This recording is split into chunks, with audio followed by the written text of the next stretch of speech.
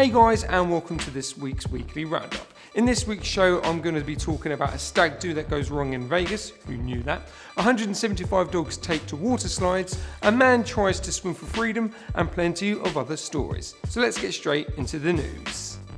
Drunk Britain has been fined. So Aaron Hughes is the first ever person to swim across the Hoover Dam and survive. Now normally this sort of thing takes months of planning, getting special licenses, but who needs all of that when you can just get drunk? Yeah, drunk. The 28-year-old escaped being dragged under the water because at the time of his swim, only one of 10 turbines was actually running. He's a very lucky boy. He said to the press that they were just standing around there, so he thought, to hell with it, even though he didn't say the word hell.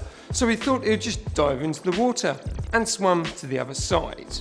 He was fined £250 and now has the legend status with all the lads. Aaron is very lucky to be alive. In the past 10 years, 275 people have lost their lives trying to swim across the Hoover Dam. And if only one or two more turbines were working, he would have died.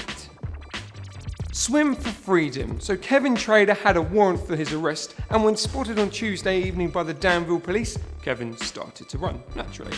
At first he hopped onto a bicycle and cycled to a nearby park. Now rather than carry on cycling, he tried to fool the police by jumping into a nearby river and started to swim. While swimming, he came across a low-hanging deck near a public safety building where he hid from the police. Finally though, the police caught up with Kevin, but it took them well over an hour to convince him to give up the chase. He just did not want to leave, or just didn't want to go to prison.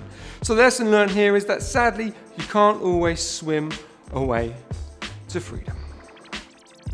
Usain Bolt versus Ian Thorpe. So if the hype train around Phelps versus McGregor wasn't big enough, Usain Bolt has now gotten into the action. At a swimming event in Sydney, Bolt and Thorpe were both guest speakers. Whilst talking about hypothetical races, Bolt said jokingly, of course, that he was 5 times faster than the swimmer Ian Thorpe.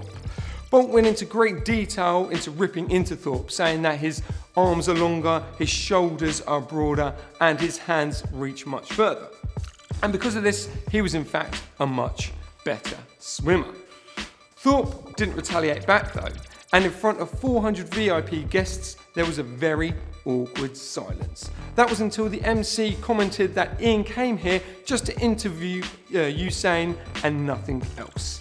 The interview ended up being Bolt, interviewing himself. So, would you like to see the two race? Would Bolt beat Thorpe? Let's discuss in the comment section below. 175 dogs go for a splash. Now, it's not every day a dog gets to glide down a water slide, and it's not every day we get to see it. But on Sunday evening, Raging Waters in Wildwood opened its doors to 175 puppies for their annual puppy pool party.